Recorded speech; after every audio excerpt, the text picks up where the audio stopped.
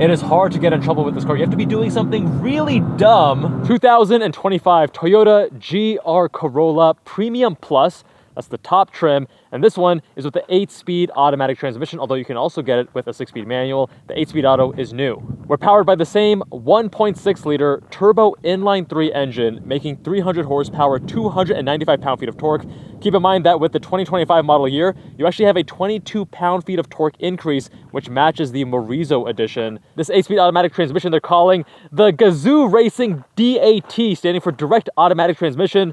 Not sure if that's just marketing fluff or if it's actually any better than a regular slush box. We'll find out shortly. We have front and rear Torsen LSDs. It weighs just under 3,350 pounds. We have PS4 rubber, 235 section width, square setup. Now keep in mind that the automatic cars, they're going to be 50 pounds heavier than the manual, but they also include launch control and a transmission cooler. You're also going to have about 1 to 2 mpg worse fuel economy than the 6-speed manual. Now, new for 2025, they have revised spring rates, anti-roll bars, and rear mounting geometry, plus rebound springs on all 4 corners. You also have a new front grille, and the all-wheel drive modes have been retuned. So the normal is 60% front, 40% rear torque. Gravel is 50-50 front to rear. And track mode is now automatically adjusted by the computer based on real-time data from up to 60-40 front to rear to 30-70 front to rear. So it's more dynamic and it's constantly changing. And the Premium Plus is now the top trim, so we no longer have the Core and Circuit and Morizo.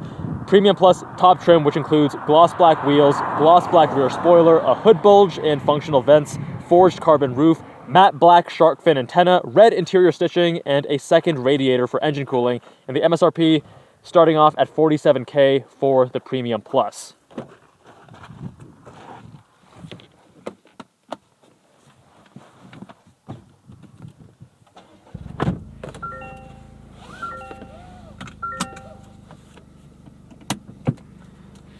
Very familiar cockpit. It still feels very Corolla in here though. You would hope that because it's a GR Corolla, maybe nicer materials. I mean, you do have the red stitching and the GR badge, but it doesn't feel like a $47,000 interior. Let's just say that, especially when you have other cars on the market that are at this price point. You have the Civic Type R, the Golf R, things like that.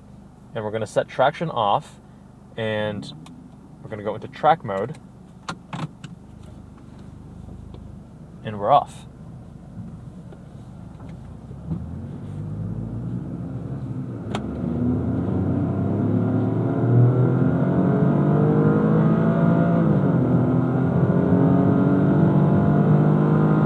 We are going uphill right now, and this 300 horsepower feels modest, given that the car weighs 3,350 pounds. Let's go into manual mode.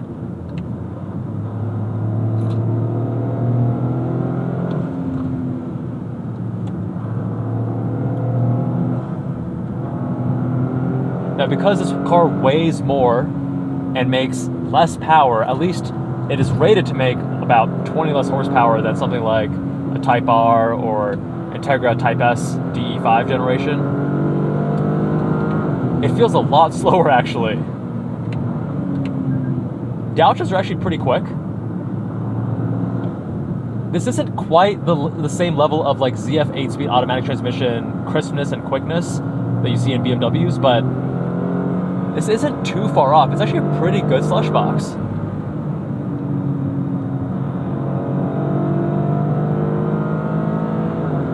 Oh, interesting. It's actually going to upshift for you automatically, even in track mode with your gear shift put in manual. It will not hold gears for you.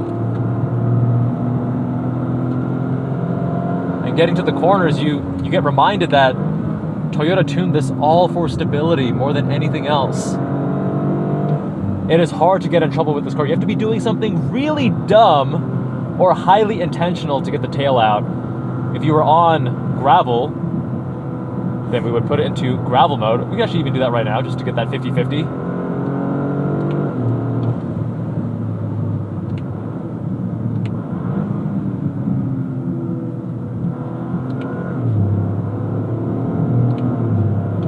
Yeah, both the upshifts and the downshifts are not bad for a torque converter.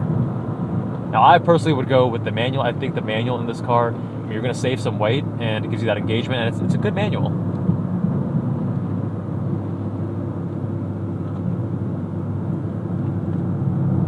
but the steering is actually better than I remember. I wonder if that's a new change, a new update for 2025. But you still don't have great feel, but you have a little bit of dynamic loading and a little bit of feel. Pretty direct front end. Feels a little bit sharper than what I recall, but keep in mind I haven't driven a GR Corolla in probably more than 6 months at this point.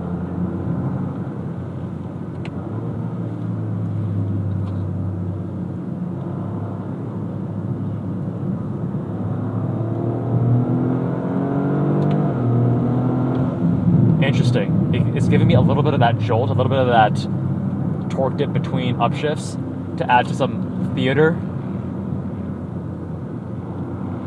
And I wonder if I get out of track. Actually, wait. And that was here in gravel mode. I wonder if I go to normal. There we go. If the shift logic changes, and let's go to just drive. Or not the shift logic, but the shift smoothness, I should say. Yeah, it's a lot smoother right now. Interesting. Pretty conservative with the downshift. They're not going to let you rev this out close to redline. Let's go into track mode now. Back to manual. You see, the GR Corolla, so many people were very understandably hyped for the car because finally it's Toyota through and through. It's not Toyota working with BMW on the Supra. It's not Toyota working with Subaru on the GR86 and the GT86 that came before. But the direction they went with the GR Corolla is one of stability, of confidence, and I still haven't driven a GR Yaris. I'm very excited to, because I think that, being a smaller, lighter car with the same engine will be a bit more exciting. Also shorter wheelbase there. This one has actually the longest wheelbase out of the 3 GR triplets, right? The GR Supra has the shortest. It's the most twitchy, the most lively, the most likely to bite. And this one has the longest. I think it's about 101 inches if I recall correctly. And stability's not a bad thing. It's just like, what do you enjoy? And I think that it doesn't give you as much excitement. And this isn't a bad car. And I think for the right person, it's actually a great buy. If you really want that stability, if you love Toyota, you love the reliability, you're not going to track too hard because this still does have the cooling issue with the diff on track.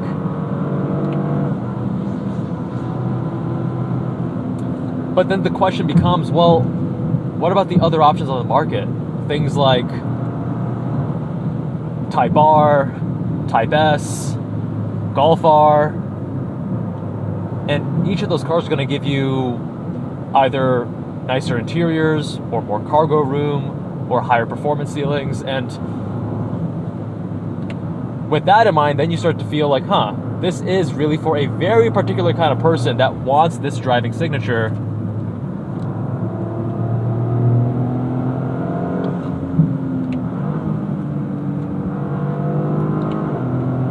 I mean, we're not even getting adaptive dampers here, right? Whereas you get that at a similar price point with these other cars.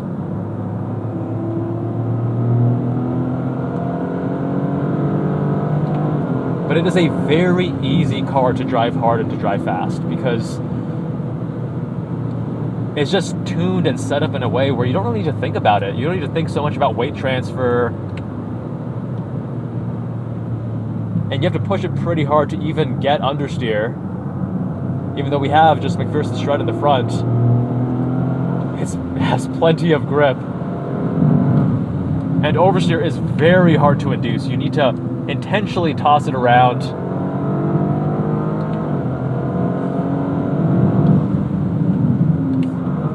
I'm actually liking the brakes quite a bit. Not super grabby, but nice gradual initial bite. And then once you get into it, a good moderate level of firmness. Steering weight is also very muted feedback and not super light, more like middle weight in terms of steering weight, not overly darty. It doesn't feel slow like cars from 10-15 years ago, but it doesn't feel overly darty like a current GR Supra, as an example. The transmission itself, I mean, at least they got the shift directions right on the gear lever, so forward to downshift, back to upshift, but I tend to just use the paddles. The paddles do have a nice actuation to them. For a car like this, it feels very congruent. It's not super tactile and super like magnetic, but it has a nice crisp actuation, kind of light. Feels very much like Toyota switchgear in a way, you know what I mean? Like it matches the feel of the switchgear, the paddle actuations.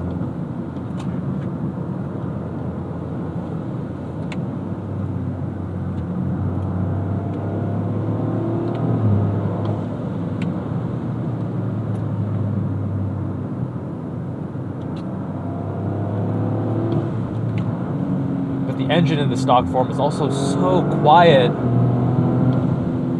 that sometimes, combined with the stability and the quiet engine, sometimes you'll just look down at the speedo and be like, oh shit, I am going way faster than I thought. Which can be either a feature or a bug, depending on who you are.